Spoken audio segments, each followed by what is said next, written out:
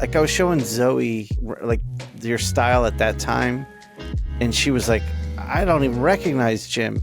And it's like you were much more controlled, and then you just went into like total like organic, chaotic, like just throw it down. And I'm seeing like there's a little bit of control creeping back in a really positive way. Am I off in saying that? Are you seeing that? Yeah. It this is a perfect segue into the new art book, which is Exactly. Don't shake your head, Eric. I see you. I'm shaking my head because I'm listening to the conversation and it's great. Shawn lobs one up for you and you're like, oh, it's a perfect segue. But Shawn couldn't just leave it. He could have just left that runway for you to talk, dude. But instead, Shawn goes, exactly. You know what I mean? Like, he just loved it. He just loved the idea that he set you up. Well, you know, Eric, you never tell us, good job, guys. So we have to tell, each other, or to tell it to ourselves. Here, okay, so here's you're a bad dad, basically. This is the Inkpulp Podcast. Dude, that should have been on camera. God damn, that was a good one.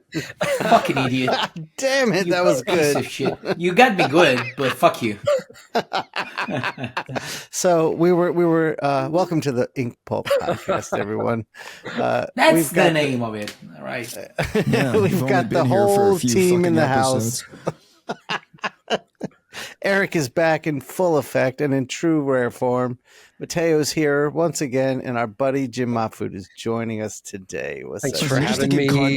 Just to give context on what the hubbub was before we hit the go button, Mattteo goes like, what's the name of this podcast? And I'm all like, what the fuck are you talking about? No, you see, you are dumb. Like, I was referring to Jim's new podcast. Here's a nice segue. I know what you're referring to. Am I learning or not? It was incredible. It was an incredible thing to say, though, right before Eric hit the record button. It was like, wait, what? What are you talking about? Yeah, where am I? What podcast is this? Speaking of podcasts, Jim, can we talk about what you're doing? What do you? Oh, Lord. You have a podcast. What do you? Can we talk about that? Well, right now he's jerking off. We just can't see it, but. Aren't we all? Isn't that what this show is all about? The Circle Jerk Podcast. My hands. I'm just rebranding this podcast as we go. We recruited Jamie into editing and producing a podcast. It's called Trash Movie Bonanza, and it's me and my buddy Chris Pierce talking about and reviewing terrible trash B movies from the 70s and 80s. So is this what you do anyway? Like when you're just hanging out? Is it? Yes. Yeah. And now we're going to put it into the world. So basically, this is so bizarre, but this is how social media and the internet works now.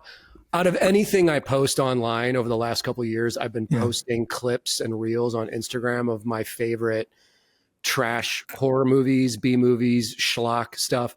Those reels get the biggest reactions, the most likes, and the most comments out of anything I post.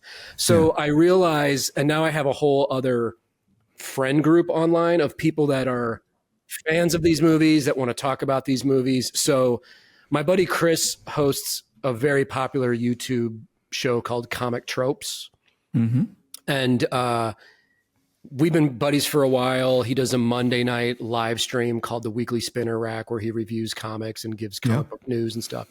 Really good guy, smart dude. So we started talking like a year ago about like, why don't we do a show together where we're talking about these movies, but we need to show clips of the movies. Like you can't just have two talking heads talking about this stuff. So as soon as Jamie started working with you guys, Shawn gave me Jamie's info and Jamie was like, I can edit and cut together a show like that. So as of this recording of this Inkpulp show, the first episode of Trash Movie Bonanza should be on YouTube. Right on. So Look that up, you guys. Check it out. It's super fun. And I can put a link in the comment in the description. Once you have that set up, Jim, just send me the link and I'll pop it in there. Okay. And it's That's also awesome, like man. Jamie's been so great to work with. Like he's a Jamie's total awesome. pro, and he doesn't fuck around. Like whenever I message him or ask for revisions, he hits me back in like 5 minutes. So Yeah. he's the best. really good. By the way, Yeah. sorry to interrupt, but Jamie is soon gonna be working with Mark Millar as well on his podcast, who just he's planning on restarting. So Nice. good job, Jamie. That's Congrats. awesome. Congrats, Jamie. job, yeah. buddy. Jamie messaged me yesterday. Mattteo just asked me for my email to give to Mark Millar. I was like, yeah, it's taken off. Jamie left his full-time job. When I contacted him, he said, my dream is to get enough freelance work that I can leave my job of doing podcast editing and just do it for myself. Yeah, man. And as of recording this, his last day is in like 3 days. Dude, It's awesome. you just Congrats, jinxed it. Jamie. Great, man. Now, Jamie, don't let all this power and clout go to your head. Don't Yeah. don't He's get out gonna, of now control. that he's got Millar, Jamie's going to dump us so fast. I know. He's got the hot chick at the dance now. He turned in the first version of our first episode edited, and it looked great. And I had a couple notes for him because I'm a bit of a perfectionist when it comes to my Asshole. stuff. Okay, professional. So okay. I'm a bit of an asshole. So I had to. It's okay. So I had to have a Zoom with him and be like, okay, what level of like how many notes can I give you before you get upset at me and tell me to fuck off? And his response was basically like, give me all the notes. Let's make the best show possible. Like, let me know what you want and let's make the best show that we can make. So that is the type of person that's like, okay, that's who I want to work with. I want to work with the person that's like, let's make the coolest shit we can make, man. So No doubt. hopefully that's what we're doing. No I think so. Can you tell something about the first movie that you guys are gonna be reviewing, or that's a secret? Yes. The first episode. So Chris picks a movie and then I pick a movie and we force each other to watch these movies. The movie I chose is this incredible movie from 1980. It's Oliver Stone's second movie. It's called The Hand. And it's Michael Caine is a professional comic book artist whose drawing hand gets cut off in a horrific accident. And then the hand comes to life and starts brutally murdering people. That's the movie. And it's basically like an EC comic style thing of I like, love it. is this hand actually alive and murdering people? Or did he lose his mind and this is all, he's imagining all this? And there's some deep cuts in the movie. The comic book art that he actually does is drawn by Barry Windsor Smith.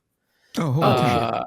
And so it's crazy shit, man. And then Chris chose a movie called Pieces, which is an absolute trash early 80s South American slasher movie about a guy on a college campus just chopping up hot girls with a chainsaw. It sounds like this podcast is going to take right off, dude.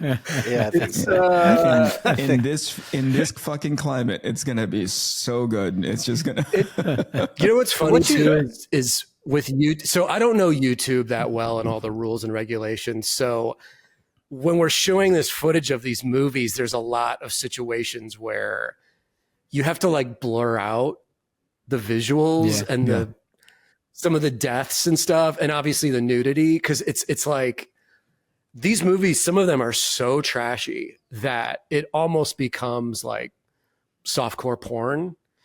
But it's so awesome, you guys, because it's like in the era, I love all eras of stuff, but in the era we're in now of like super clean CGI effects, and movies have to be digestible overseas and the China market, and these raw late 70s, early 80s schlock movies are basically like underground comics where it's like there's no rules. These filmmakers had super low budgets, but they were making a profit because they were making movies and selling them directly to the video stores that were all over America.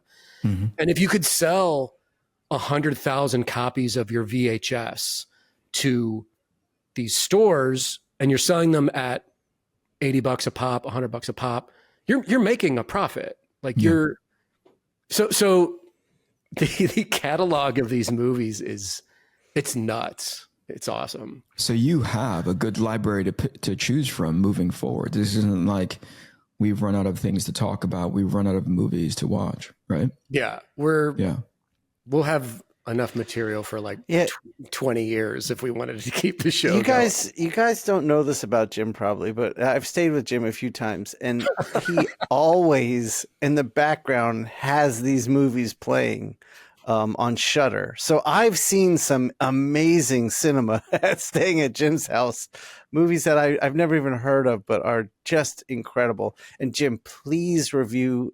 There was one movie we watched at your house about a cable antenna or satellite TV antenna that beamed a monster alien into this house. Oh God. Yeah. TerraVision. Well, that's it. Yeah. That was so ridiculous and amazing. And you know, when you watch these movies now too, it's like, it's so un-PC for the era we live in now, with like the violence, the sexuality, the nudity, do you know what I mean? It's like, there's just no rules with a lot of this stuff. So it's just funny. Like, I don't know what a 20-year-old would think watching these movies. Their head would probably explode off of their body. Oh yeah, the woke people would have a feel. They would die. They just start dying. Maybe Jim, that's the new Schlock movie. Oh, go ahead, Shawn. Sorry. Go ahead, Mattteo. I was okay, just going to say, maybe we need to make the okay. next. Okay, are we doing that now?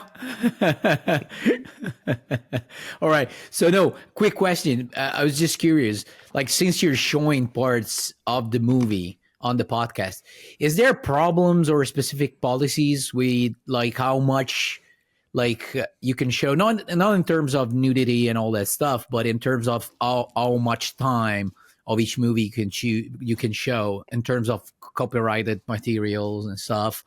You get demonetized and all that shit. Have you checked on that? Yeah, that's a good question. I think because it's for review purposes, because I watch lots of YouTube shows that are already doing this, that review bad movies and schlock movies, and they're showing plenty of clips from this stuff. So I think because it's a review show, I don't know what the fine line is there as far as how much time you can spend showing these clips. Gotcha. But basically, as Chris and I are talking, we're only showing like 15, 20 seconds at a time of clips. So it's not like we're doing like an entire scene or, you know, we're chopping it up, but at the same time, I don't want the show just to be like talking heads of just me and Chris, where you have to see some of the visuals from these movies. No, absolutely. I totally understand like the need of showing something. Yeah. So I think, Mattteo, it's kind of like if you have a YouTube show where you're reviewing comic books and you're actually showing the comics, there's a way that you do that as a review that is perfectly like safe and legal, you know? Yeah, absolutely. So, but yeah, man, it's fun, and it's kind of like I have my passion, my love for comic books, movies, and music. So it's kind of fun to have a project that isn't comic related, because so much of my life is art, comics, in the studio every day, drawing, you know, going to conventions. So it's kind of nice to like almost have a hobby. Like the YouTube show is just a fun hobby, and it's not comic related. It's this other fun thing, you know. By the way, speaking of studio, I see you're in a different place from where you usually record the podcast. Where are you at? So I moved to Kansas City in September. So this is the new studio. That's awesome. Is that the house as well, or this time house and studio are separate places? Okay. Yeah, I just moved into like this big artist loft downtown. So it's a work and living situation, but it's cool because like what you see is just one huge room. And then over here is like a kitchen and then a separate bedroom with bathroom. But I have like this huge open room that I spend all my time in. And the blinds are drawn right now just because it's too much light. But I have these 18-foot tall bay windows that That's just amazing. the natural light, man, in here is crazy. So That's awesome. And how life's been in general since you moved? it's awesome. I'm glad to be out here. I'm closer to my family. They're like a 3-hour drive away in St. Louis. I'm taking off on Friday to go see them. It's my niece's birthday this weekend. So birthday party. And then I'm working with Scotty Young on a comic book project. He lives out here. Ooh. So I'm Hell able yeah. to see him. I'm actually, We had him recently on the show. Yeah. It was amazing. Yeah, I heard. Yeah, that was great. That was great. I'm going to meet him actually in a couple hours to grab lunch today. So there's a comic book community out here. Jason Aaron is here. Baltimore Rivas, incredible artist. Kyle Strom, Jake Smith, who's doing Godzilla with Andrew McLean right now. Buster Moody, kick-ass artist. So I have like a good crew of people to connect with, once or twice a week out here. That's But- awesome, man. I was talking to Shawn this weekend. It was like, everything's great, but at the same time, it's like, I'm working 95% of the time these days it's exciting. There's a lot going on, but it's like, I can tell this is like a work year. Yeah, me too. That's how I feel. I'll travel and do some shows, but at the same time, I'm like, dude, I need to be in studio and just make new stuff. And that's What are you working on now? Aside from the project that you're doing with Scotty, are you still doing the Girl Scouts and other stuff? Yeah, we haven't announced it yet, but I'm planning a print edition of all the Girl Scouts Deluxe Zest World online comics I did last year. We're doing that. I just finished a 4-page Motorhead comic for Z2 Comics does these music related comics. They're doing a Lemmy Motorhead graphic novel, and it's cool because it's different musicians telling their stories about Lemmy. So I'm illustrating a Dave Navarro story. Awesome. Dave actually went on That's so tour. cool. I didn't even know this, but Dave went on tour and was the main guitarist for Motorhead That's amazing. for like a summer. So it's his story about being newly sober. And the first thing Lemmy does is like, he offers him speed, and Dave's like, oh shit. I can't do that, but it's a cool story about him just experiencing the mythology and the legend of being on stage with Lemmy. So I just finished that, and the pages are incredible. Like thanks, man. Jim, they're mind-blowingly good. Oh, thanks. I haven't drawn Yeah. any interiors in a while, so just to do a quick 4-pager, I was like, oh shit, yeah, I'm ready to draw comics. Yeah, and there's something about actually this leads into your art book a little bit. There's something about you're getting into with your work that is really fascinating me right now. It's like I was showing Zoe your original like Girl Scouts like your style at that time, and she was like, I don't even recognize Jim. And it's like you were much more controlled, and then you just went into like total like organic, chaotic, like just throw it down. And I'm seeing like there's a little bit of control creeping back in a really positive way. Am I off in saying that? Are you seeing that? Yeah. It. This is a perfect segue into the new art book, which is Exactly. I've always drawn in sketchbooks, but over the last year, don't shake your head, Eric. I see you. Listen, I see you. I'm shaking my head because I'm listening to the conversation and it's great. Shawn lobs one up for you and you're like, oh, it's a perfect segue, but Shawn couldn't just leave it. You know what I mean? Shawn couldn't, he knew that it was a perfect segue into you like talking about this new sketchbook that you have. But Shawn is so proud of that moment.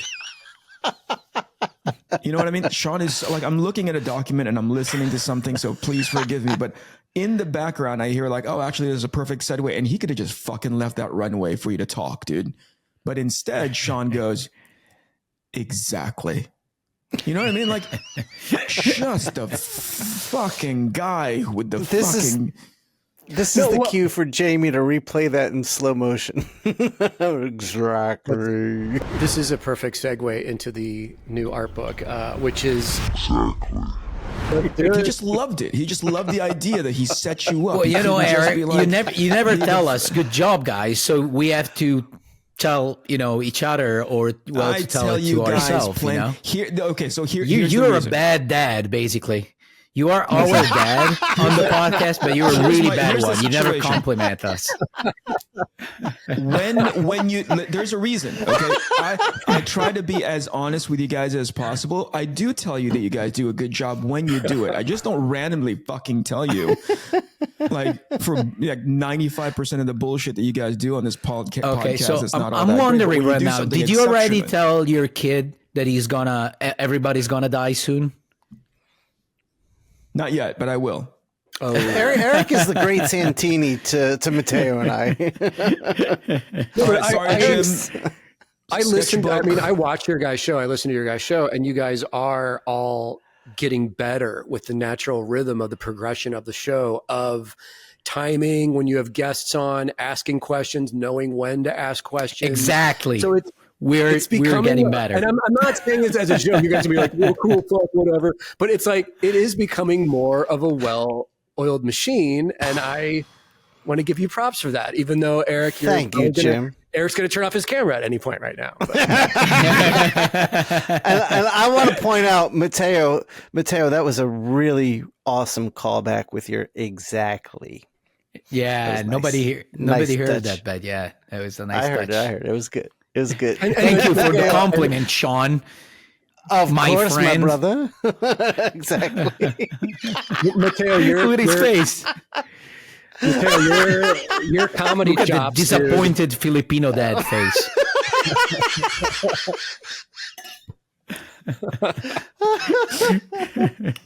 But dude, Mattteo, your comedy chops and timing also improving. You know what I mean? Great. Like it's good stuff. Yeah. And also, I was listening to your guys' show yesterday, and one thing that blew my mind that I don't think of because I'm a dumb American that only speaks English. But Mattteo, when you were talking about like part of the time you're thinking in English, but then recently you've been thinking in Italian because you're writing your book in Italian. That idea sort of blew my mind where I was like, I wouldn't even have thought of that, like being It's amazing. bilingual, but also writing in your native language, but then also thinking in English. And then you're doing this weekly podcast with your friends where it's obviously completely in English. Yeah. So I mean, with you guys, it is definitely easier for me because I'm so used to hear you talk. So I don't have to think a lot when you talk. Like right now, it's just, it's easy. It's like almost hearing somebody talk Italian. But for example, in that episode specifically with Declan, not only had that, that moment because my my brain was still set to Italian, but also because, and we talked about it on the podcast, I'm not familiar with Declan's accent. So it was really hard at first. Like my brain had to make the extra adjustment to his language and trying, to understand patterns in his language. So from 20 minutes in, I was starting to, get it, Yep. I get it. That thick Irish accent. And also I sometimes have problems with the Scottish. Oh, accent. that's the hardest. Scottish is the And hardest for me Jamie's as well. Scottish. Yeah. Jamie, yeah. though, I can understand. I'm not name dropping here, but I met Grant Morrison at an art show in LA when I lived there, and we were in a loud gallery anyway. But when he started talking, I was kind of like, "Oh shit, I don't know what he's saying. Like, I don't know what he's talking about." Yeah. And he's talking, and I'm like, "Yeah," and he might be like, "Hey, let's go out and murder people tonight," and I'm like, "Yeah." Jim, Cool. was that in your Inkstains book? Yeah. Okay. I got to reread that. I met him and his wife at Meltdown Comics it was like a gallery show, but it was just like literally bumping into them and like, "Oh shit, Grant Morrison." He's like, "Hey man." But yeah, man, some of the Scottish to the American ear, I mean, that's like, okay. That can be, it's like another language. It can be challenging. Shawn and I were talking a few weeks ago about, putting out on creating a list of possible guests. And, since I've been working with them for the last few years, like Miller was one of the options, like in my head. It'd be cool to invite him, especially now that he's doing this new venture with Dark Horse. I think it would be really cool to hear from him for, it's what his plans are for the future. But at the same time, in my head, I was like, on one side, I was like, that would be super cool. And on the other end, I'm terrified because I don't know how I'm going to be able to understand him. That's why, like, I'm happy that he's releasing is doing this podcast, so that in case we decided to invite him and he decided to come over here on this podcast, I'll have to listen to a lot of his episodes just to get my brain, start working on his accent and his, way of talking. Yeah. It's just a different thing, man. It's, but I learned, Spanish in high school. I got to honors Spanish, and then I went to art school and started, smoking weed every day and boozing. And it's like, I forgot all. And then I moved to Arizona, and there's tons of Spanish speaking people. And I got there and people were like, "You can't speak any Spanish at all?" I'm like, not really. I don't know what happened. Art school like broke my brain or something. I think I'm going to. So Zoe spent a lot of time with Duolingo. Like, she does it every day. It's like 3 minutes a day. She's on like over a year and a half of Spanish, and she's getting almost conversational with it. So I'm like, I'm going to start doing it with Italian. So I'm going to have some questions, Matteo, but I want to learn Italian. Yeah, absolutely. I'll be happy to help you. Shawn, when we were in Italy, there was that one bakery or cafe. I mean, it might have been in the airport where you ordered a complete meal for us in Italian. Yeah. Well, that was just, I mean, dude, that was like knowing what a cappuccino is and a pastry. But I mean, we were there for a week, so I picked up on a few little words that I could order breakfast. But yeah, I was feeling good about that. Yeah. By the way, something it reminded me this whole thing about something like the first few years when I started doing shows in the States. I remember, like, I got to give credit to Eric because he was literally the only person that I knew that was making an effort in order to be understandable for me. So he would speak simpler and slower when it came to talk to me.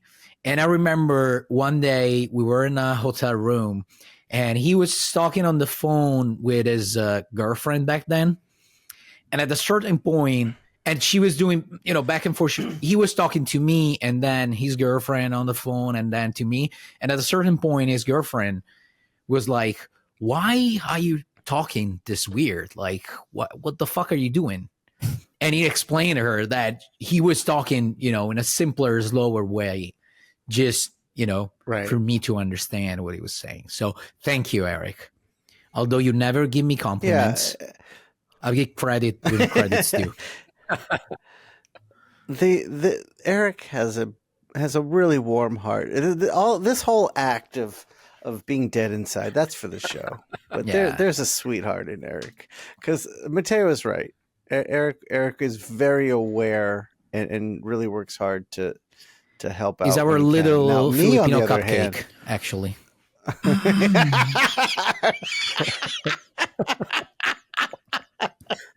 me on the other Filipino hand, cupcake could be the name of your next art book, Eric.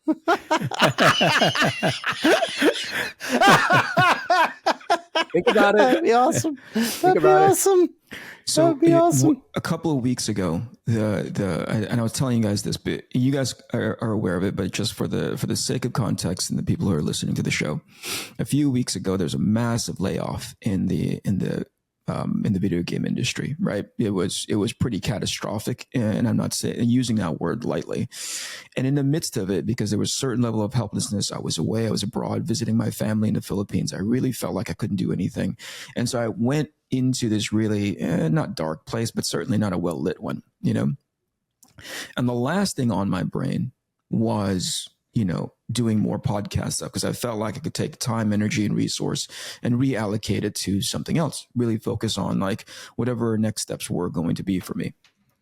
The shell shock of that had subsided, but there's been this ongoing conversation with Shawn and Mattteo. Hey, take as much time as you can to make sure that you're in the right mindset. Come back when you need to. We'll find a way to cover for you, yada yada. And every time the new week would come in, as a matter of fact, your specific episode, Jim, I checked in with him. Hey, Jim is this week, right? And to both their credit, they were like, hey man, there's no pressure for you to come back on and chat if you're not really in the right headspace for it. But we're just hanging out. There's really nothing super special. It's just Jim, you know what I mean? It's just us hanging out in a room. Mm-hmm. And for a brief second, I thought to myself, like, okay, you guys have it. But I really thought, you know what? Let me get out of this funk and get into a space in which I'm doing something that is part of being normal again. And I haven't seen you, I think, since Italy the last time that we talked, right? Or was it one more time after? I know it was before the move, because I'm looking at your studio now. I'm just like with Mattteo. I'm like, that's a great looking space. So it had to have been after Italy. Yeah, you were on the show after Italy. We talked about Italy. Yeah, we did a recap. Yeah. Right. So one more episode then, but then you did the big move, right? And the point was like, it's great to see what Jim's been up to since then, either after Italy or after the move. But after a conversation like Filipino cupcake, I really fucking feel like I should have just I knew that was coming. Altogether. I knew it was coming. He was getting too deep. I was like, this is such and too. Yeah, absolutely. It was like, this is some great storytelling Eric's going into right here. You know what I mean? Like, it's gonna have a real joke at the end. You're one text away, Jim, and it could have been just a private conversation between you and me. Hey, how's the new studio? You could have told me about the 15-foot tall windows, yada yada yada. But instead, I was like, you know what? I think I miss those guys. Yeah, I was so fucking wrong. I was really. I'm glad you're here. I appreciate it. But like I said, we could have done this conversation offside. If you weren't here, it would just be Mattteo and Shawn and I talking about like shopping at Superdry or something. Like, three idiots unhinged on like. I don't know. Dude, somehow, Jim, did I tell you somehow in Abu Dhabi, in Dubai, actually, I end up in a Superdry store. Oh, really? Dude, yeah, it's like the very last day we were in the United Arab Emirates. We went to Dubai, and they kept saying we have to go to this mall, and I hate malls. Like, I can't stand malls. But this mall was crazy. Inside the mall there was a Chinatown. I've never seen a mall like this before. Wow.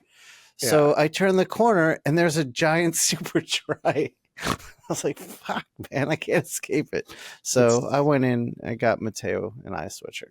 Of course. I told Eric before the show started that you guys need a Superdry sponsorship. I mean, it's so obvious. That'd be awesome, man. Yeah. Yeah, that'd be great. Yeah. I can't wait to see Eric wearing Superdry in every episode. Now they're super colorful. Also, so that'd be amazing. Yeah. There's absolutely no trace of black in any clothes that they produce now, so it'd be amazing. Actually, it'd be amazing if Eric were to have on your color sweatshirt right now. he would appear like to blend into the background. It'd just be like some floating glasses and a microphone on screen. I definitely fucking regret not just sitting this one out and just giving you a call on this. Jim, these guys derailed your like the perfect setup according to fucking Shawn. Oh yeah, let me help to highlight that, okay? Shawn was so proud of that fucking moment where he's like, yup, that lob, you can dunk that any fucking time if you want to, Jim. Just a softball pitch up into the Right? air. He lobbed it so perfect. It was right up front of the rim at the apex of your jump. But then just as he did it, he ran right back up and smashed it down on your face. You know, he sets you up for the perfect segue into talking about your sketchbook. And he puts as many landmines in front of you. Now we're talking about fucking Superdry. It's 34 minutes into this goddamn podcast. And we have not talked about this brand new sketchbook that you've been meaning to talk about since forever. So, Jim. Well, by the way, my sketchbook is out too, guys. Dumb Shark is out. The new Dumb Shark art book.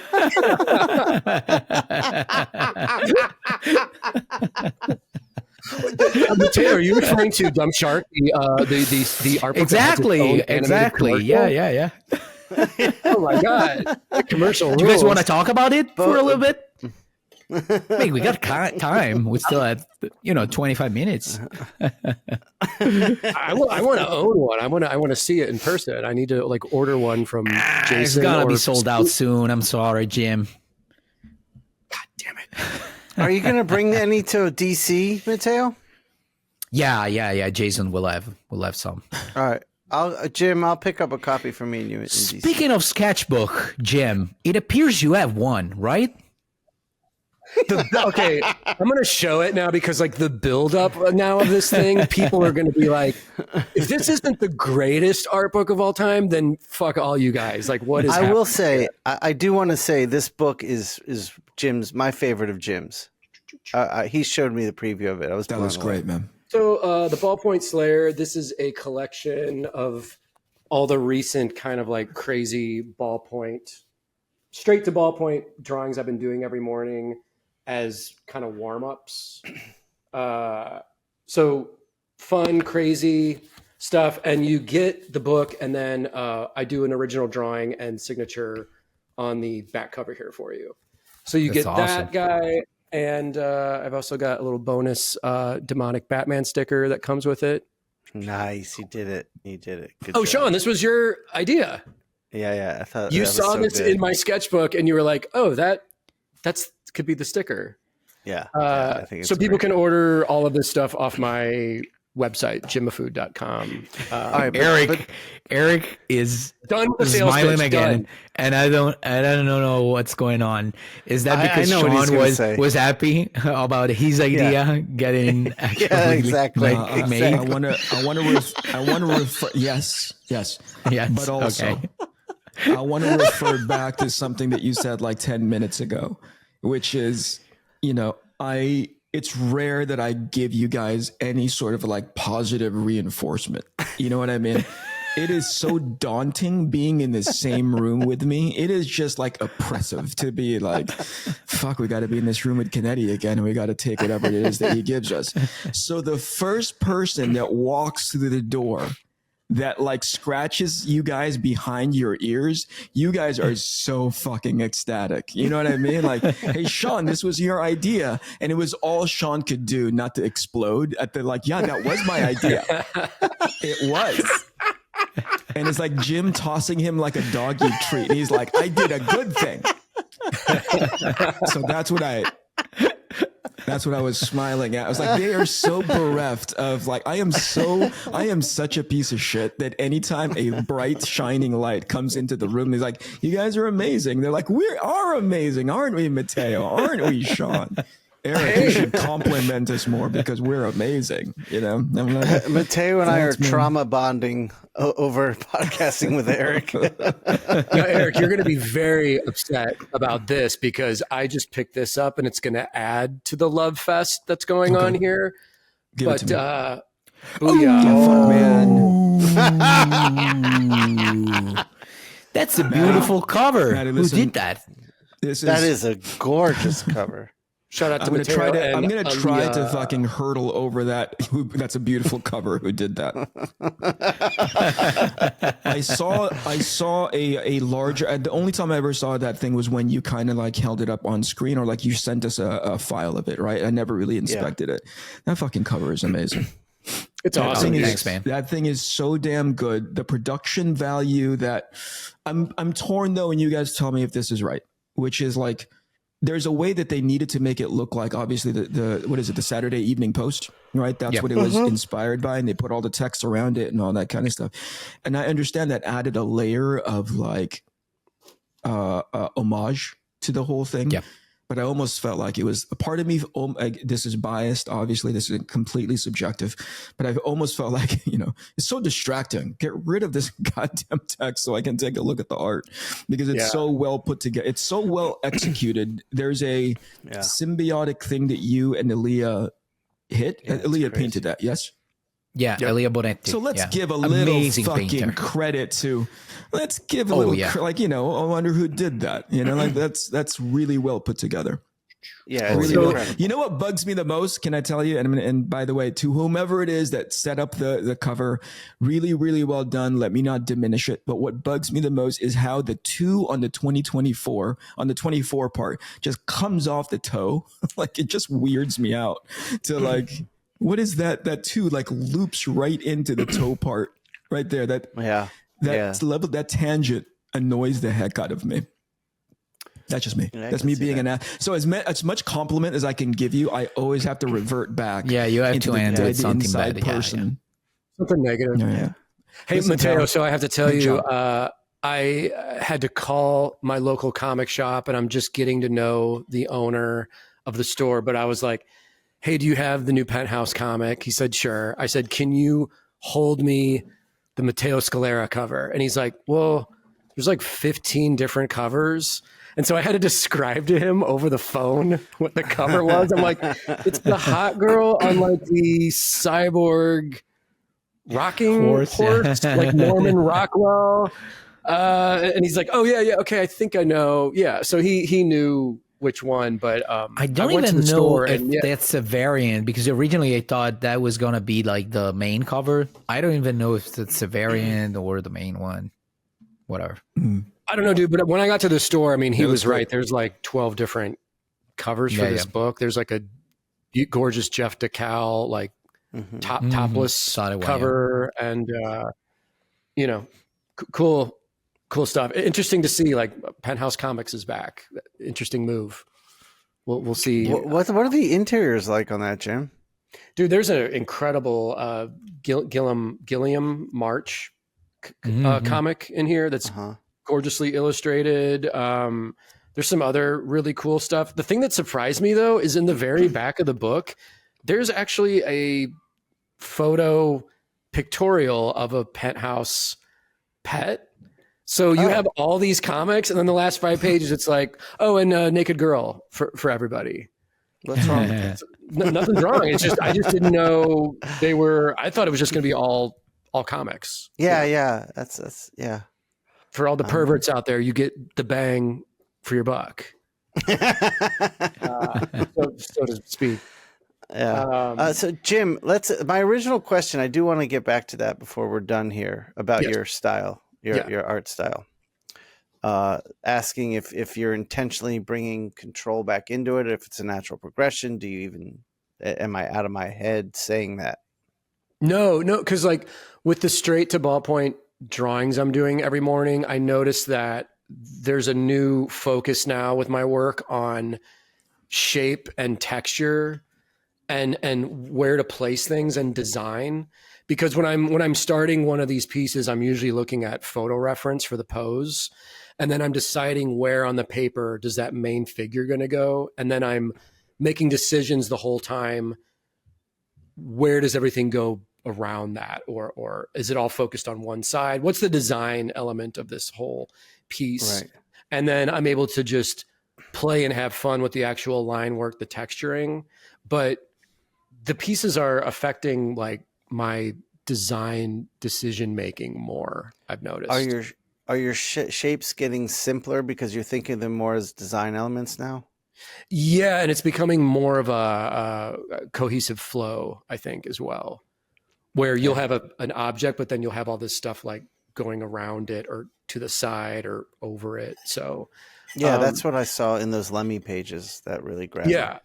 So it's just fun, and it's just always like, I'm also kind of gearing up for like when I do my book with Scotty, we want to do something very different and unexpected. So the sketches and the world building that I'm doing, that I'm showing him, it's a different thing than what I've done before. And I can't really go into it, but that's fine. It's a different approach. And we're both coming up together like, okay, as far as coloring this stuff goes, what if we tried this, or what if we did this? So it's cool to be able to have my own thing, but then also to be starting a big comic book project with a creator that I'm friends with, that I respect a lot. That's also like a visual guy who can say, what if we try this?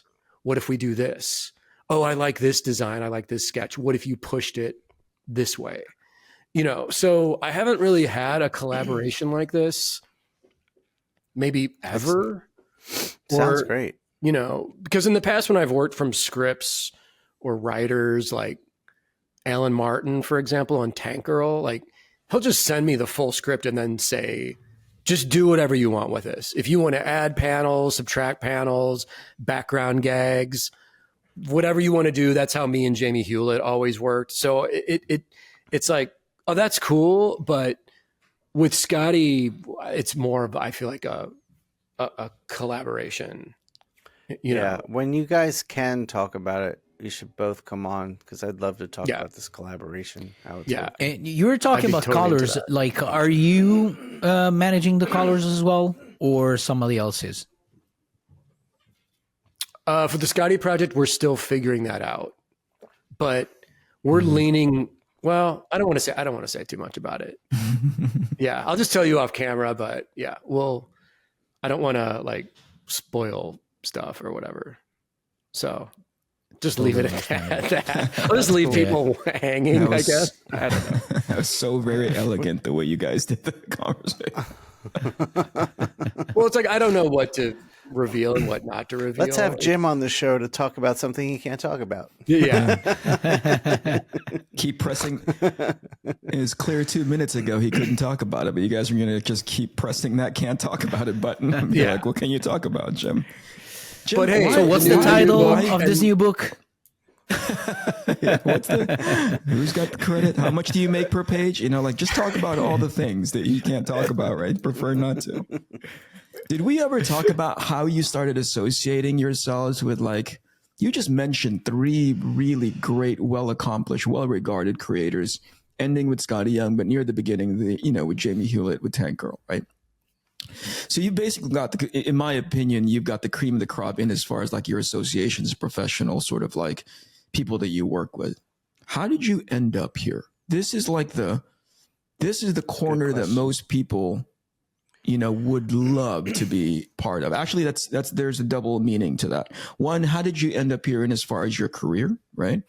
Mm-hmm. And 2, how did you end up on this podcast? Because we're like, we are far from the people that created the things that you just said, like, how did you, actually, that's what I was asking about. And then Shawn goes, that's actually a great question. I'm like, oh, Shawn's hearing the positive version of this question, like the naive positive version. Let's follow up on that. But first, like, what were you doing? What is the curse of did you kill like a bunch of cats that ended like suddenly Shawn ended up in your life as punishment, as penance? You know what I mean? Like, Shawn is a cat fan. He's like, what was it, a convention? Were we just hanging out and then suddenly Shawn stopped because of something? No, I don't know if Shawn would have that level of like self-aware. Was it Mattteo that stopped at your table? Yeah. No. How did this start? I mean, Shawn. I don't remember how it started. Okay. My version is I started running into Shawn and Mattteo together at shows and just saying, hey, like, oh, what's up? Oh, cool. Yeah. And then I'll be honest, like a lot of people, I didn't know which guy was which. Yeah. I didn't know who was Mattteo and who was Shawn. I was just like, oh, those bearded dudes, like those are my homies. Those And guys this are cool. is Jim talking, who looks just like us. Yeah, right. Kindred spirits, brothers from other mothers. But and then Shawn being the outgoing, warm one. Well, they're both warm and outgoing, but Shawn invited me to dinner at some point, or Here's what I remember. We were at a show, like you just mentioned, like it was a show before Denver. So I want to say maybe it was Heroes Con. How far back, Shawn? And this is when Mattteo, when was the last time you did Heroes Con? Good question. I don't remember, but I would say 16, 17. 7 years. Yeah. So about 7, probably about 6, 7 years ago. And so that's where we like met Jim and said hi, and like we were out one night and maybe we had a drink and talked for a little bit. Then we go to Denver, which is July 4th weekend. And I remember, Jim, you came up to me, you're like, hey, none of my homies are at this show. Can I like hang with you guys this weekend? I was like, oh yeah. So we invited you to dinner that every meal. I was just texting Jim, hey, we got a breakfast spot we're going to. We're going here. And Jim was just, and after that, it was on. yes, okay, that's right. Because we had an epic dinner one of those nights, and Eric, I'm going to break the illusion of Eric being a mean guy. Eric paid for the entire meal. Yeah, that was at the Tapas place. Remember that place, Eric? Yeah. We used to always go there. It was called the 13th Door or something. Yeah, that was great. Let's just say yes so we can get past this conversation. Very nice chapter. Very, very generous. You had multiple meals to judge the situation, and you were like, yeah, these are the kinds of guys. Yeah. You know, no part of you, red flag, no yellow flags. You know what I mean? You're like, yep, these are the guys that I'm going to continue. So that was 7 years ago. You had 7 years to think about these associations. Yes. And you had the professional sort of background, Tank Girl, those created Scotty. You had that as a point of reference. And yet you still were like, yep, I'm going to continue with these guys. Yeah. Well, I mean, you guys are you're being self-deprecating, but you guys are all bad motherfuckers. You know it. I mean, come on. To me, it's like a second. He'll tell you exactly what a bad motherfucker he is. I was going to let you continue if you want to go on. Like, tell me something that I'm going to know. Yeah, see? On brand. But I also think in that time, everyone has leveled up. Everybody keeps getting better with their work. And that exactly, I'm saying this in a serious way. And that is an awesome and impressive thing to see. Look at Eric. Hard to be here. Eric's quick head turn when Mattteo said that was classic. He knows I'm right. But yeah, Jim, I will say one of the things I really enjoy about our friend crew is everyone is constantly working and growing, and it keeps all of us like working hard and trying to grow, and I think that's great. I think it's super inspiring, man. I don't want to speak for the guys. So there's 2 points of reference that I have. Number one, when Maddie is on, like artistically, right? It's fucking annoying. Right. Because I know it's coming from like a place of just like the guy wants to get better at his craft each and every single time. This is years ago when I saw him. I can't remember what he was producing. I keep wanting to refer back to that really sort of like flamboyant pirate that he did in Inkwash. Yeah. But like, I think everything thereafter was like Mattteo is still on the path of getting better at his craft. And I can tell. There are times when I can tell this fucker phoned it in, but most of the time it's not like that, you know? So hanging out with Maddie when he's still on this like quest to get better is really freaking annoying, because sometimes it does show up where it's like, yep, that's a level up. It's annoying to be in a convention with you, Jim, because you are never not hustling. Right. Mm-hmm. Annoying is, and I say annoying in the most complimentary way possible. Right. Because again, you wanted to refer back to something that you said 10 minutes ago, which is like, you've had the opportunity to like basically cream of the crop in as far as the associations, professional relationships that you've had with these people who are like luminaries, exemplaries of the space that we all strive to work in. But at no point, I can't even remember that. It probably was at the end of the show where I see you sitting down, right? Yeah. And it's really annoying in the most inspiring way possible, where I'm like, Jim never stops hustling. He could take, it's like 4:30, Sunday afternoon, the show's winding down, and you know what I mean? You could take 30 minutes for yourself, Jim. You know what I mean? I know you just had a big meal a couple of hours ago. You could let the tryptophan hit you a little bit. You know what I mean? You could be sleepy for 30 minutes. I'm eating huge turkey meals for lunch. And but you know what I mean? Like, you could slow down, but you don't, And so I think that's where I have a level of appreciation for our friendship, if I may be so bold to say that, is that between all of us, it gives me a point of reference to be like, oh, there's still ways to improve here, if not in just outlook, right? Also just in attitude and conduct. Now, if you recognize, I skipped Shawn, right? Let me come back to that now. Shawn has been under Armageddon levels of like career duress. You know what I mean? And there are times when I look at Shawn's like performance, and I see him when he's like when he Eeyore's off screen, like when we're offline, and Shawn is just like, gray is the best color. You know what I mean? Like beige is a slight upgrade. You know what I mean? Like. And yet he still shows up with a level of joy. He has no business being this happy. I'm telling you, like I know the guy. There is no reason. Life has given him no sampling of like, you should experience happiness right now, And yet Shawn finds a way.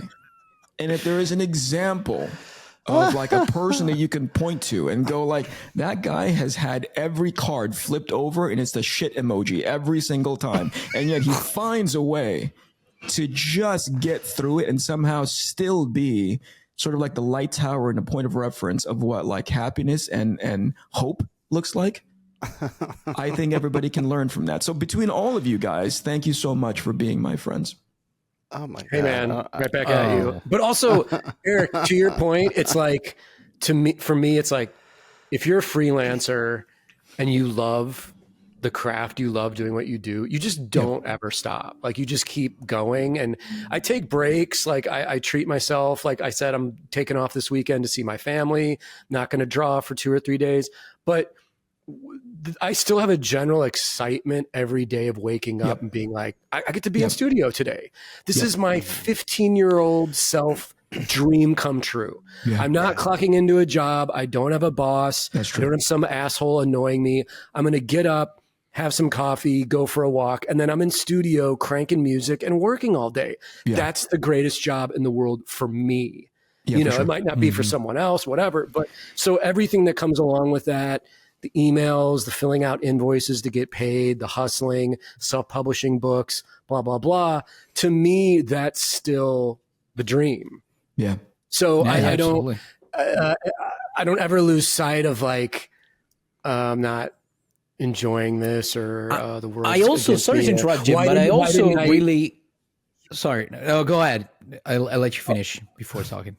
My last thought was like, I don't ever also feel like, why didn't I get picked to do this gig? Or why am I not the monthly penciler on Batman? It's like, because dude, my style isn't the monthly penciler Batman style. Like I know my place and I know what I want to do in that place. And I feel like I know how to keep pushing my place and letting people know what I'm doing and building off what I've already built.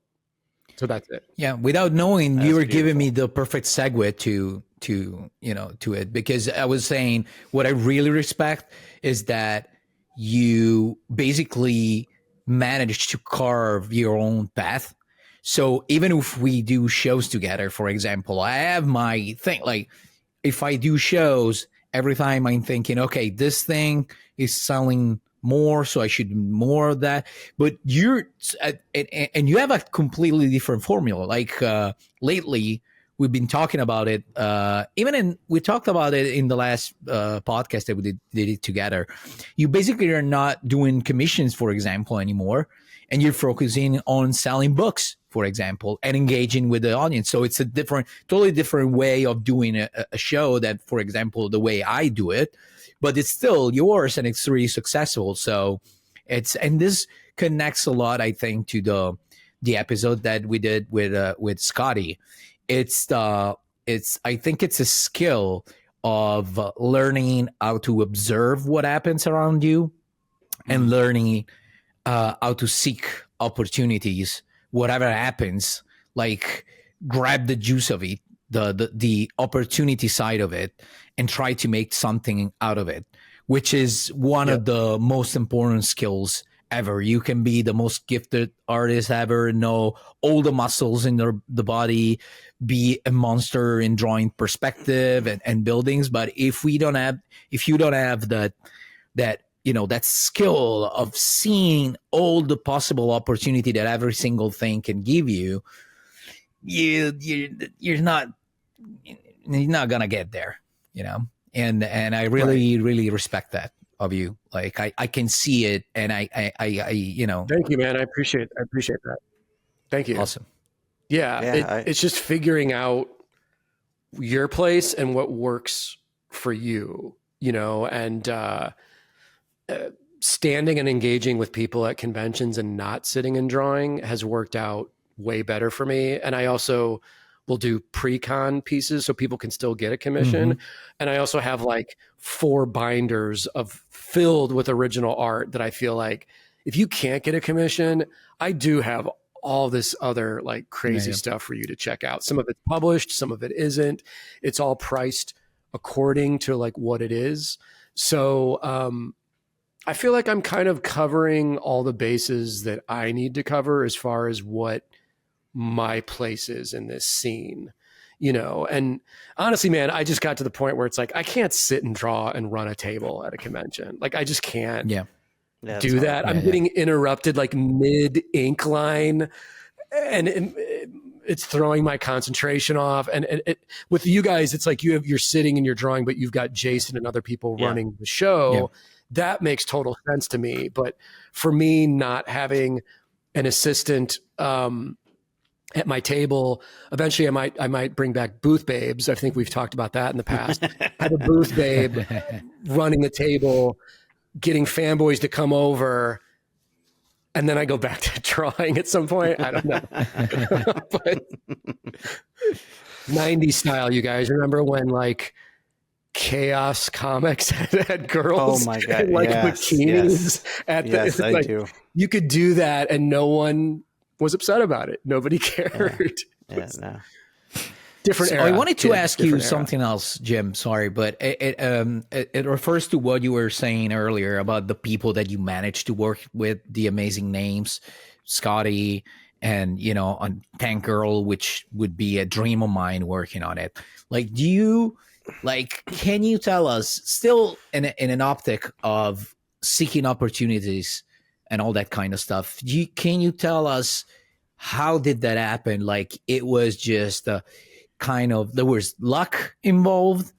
There was stuff that happened that you... Mattteo wants Tank Girl covers. That's the translation. Mattteo wants to get Tank Girl covers. He wants to know your secrets. Or I wanted to push on this thing of the seeking opportunity one, because after the show, the episode we did with Scotty, I had time. Sometimes what happens is that I'm not ready in the moment. I don't have the subject really set up in my head, and then it comes up maybe the day after a few hours we finished recording. So I've been thinking a lot about this ability of seeking opportunity. So I'm wondering if you have a description of what happened or how this kind of collaborations happen, how much it was your ability of seeking opportunities, or how much it was like sometimes it happens, it's random luck, you meet the right person that it's connected. So kind of if you can expand on that. I just ask people. I mean, it never hurts to ask. So the Tank Girl thing, I friended Alan Martin on Facebook, and I just sent him a message saying, hey man, much respect to you and Jamie Hewlett. Tank Girl comics changed my life. I love you guys. If you ever need art, or I don't know if that's a crazy thing. And then he responded right away and was like, actually, I'm planning all these different Tank Girl series with different artists, Rufus Dayglow, Ashley Wood. Would you want to draw one? So I was like, of course. So, I mean, that just awesome, happened man. like that over Facebook, you know? So That's the hustle. it doesn't hurt to ask. An example of something not working out, Mark Millar, speaking of Mark, has commented a couple times on stuff I've posted on Twitter, artwork of mine, in a positive way. I messaged him a couple years ago after he did this and said, hey man, bold question, but if you'd ever want to do something together. And he responded and was like, hey man, I would love that. Can't do it right now. The schedule's just way too full, but maybe one day in the future. So at least I know that maybe I'm on Mark's radar. Maybe something would happen, maybe something not. Yeah, It's you still okay. planted the seed no matter what. Yeah, Yes. it makes sense. Yeah. Yeah, absolutely. And, you know, with Scotty, it's like, well, Scotty and I have been friends for like 20 years. And it was kind of a no-brainer just to ask and be like, what's your schedule like? Like, what would the odds be of us just doing a creator-owned project together? And then figuring out when and how to do that. Let's not lose track of that. What Shawn just hit upon it just a second ago. Like, it's still hustle, right? It's different versions of it for sure, right? Yeah. And I think this goes back to that really, I mean, I don't know if you listened to that interview yet, Jim, when Todd McFarlane when we had Todd McFarlane on. Yeah, of course. He said something that, I mean, he said multiple things that really stuck with me, but one thing that stands out and especially relevant to this conversation is Todd was the guy that raised his hand, you know, like, that's where his success came from, is when he said, hey, when somebody walked into the room and everybody was like kind of sitting there potentially overthinking or not really thinking about like the impact of, you know, being the person that reaches out, you guys do, right? And I think everybody in this room does, right? You raise your hand because you want that opportunity. I don't know when everybody's built differently, right? I think there are certain people who say, hey, I see worst case scenarios. They'll say no, you know? Yep. We're just going to go take the opportunity to say, and to Matteo's point, it may not work out right now, but you don't know how it's going to look like 2 years from now, 3 years from now. But there is something to be said about some guys saying this, you know, hey, who knows if this is any good, but I'm going to take the shot. Right. Yes. That's still a hustle. There's still a hustle mentality going on there, right? Like, you reached out to somebody on Facebook and it just happened to work out. You happened to reach out to via Twitter to Millar, but it didn't work out. But there's still a part of you that's like, dude, I would love to take an opportunity if there's one there, you know? Definitely. Let's not lose track of that. And just getting a response, absolutely. is that's half of it. It's like, Yeah. oh, it didn't work out, but just getting the response is, you know, like I said, doesn't hurt to try. And I've noticed throughout my career, the more I ask things and put things out there, the more things start to circle back to me. Yeah. Where it's almost like the world or the universe knows, like, oh, this guy's out there putting it out there. Let's circle back, because I've had people reach out to me out of the blue online, or just email me or DM me saying, hey, do you want to do this job? Or do you want this gig? Do you want that? You know, so I believe in there is a cyclical thing that happens with all of it. That's the law of attraction. Always Yeah. Absolutely. I agree. All right. We're an hour and 7 minutes. That was a good one. Yep. You guys are the best, man. Thank you so much for having me.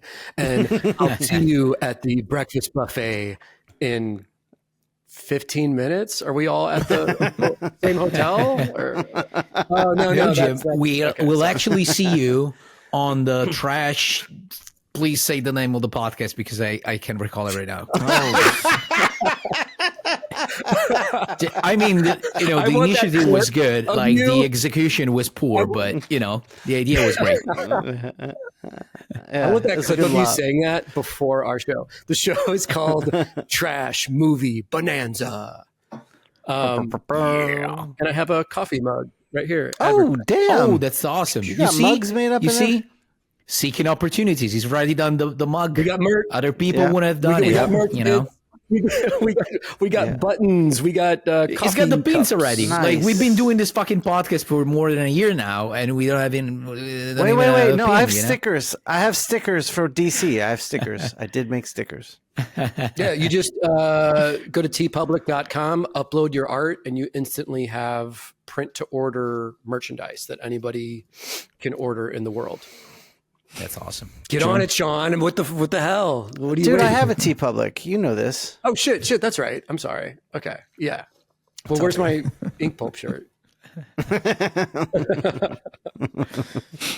You guys are awesome. Thank you so much for having me. And thank you, Thanks a Jamie. lot, man. Thank you for being here, Jim. All right, that's it. I'm going to hit the stop button. I'll talk to you guys later. That's awful. Inkpulp Podcast. Hey guys, my new sketchbook, Dumb Shark, is finally out. That's great, Fratello. Congrats. Eric, what do you think? Wow, Mattteo. This book has really changed how I think about art. The style, the details, the inking techniques, not to mention the colors. Everything on this book is off the chart. You are so far ahead of any other artist, especially me. I know I always say I don't like your Mr. Freeze book, but that's actually a lie. I was just jealous of your incredible talent because I love everything you do, and sadly, I know deep in my heart that I'll never be at your extraordinary level. You truly are the best artist on planet Earth. This book is a game changer, man. I think everyone out there should go and order Matteo's new art book, Dumb Shark, before it sells out. Gee willikers, Eric. That was an incredible endorsement. You really made me want to buy it. How can I get my hands on it? You can find it on www.essentialsequential.com, or if you're in Europe, you can order it on www.pulps.fr. Wow, Eric. I didn't know you were such a big fan of mine. Thank you. I really don't need to add anything else. You said it all.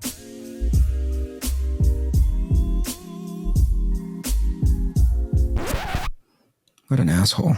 Wait, what?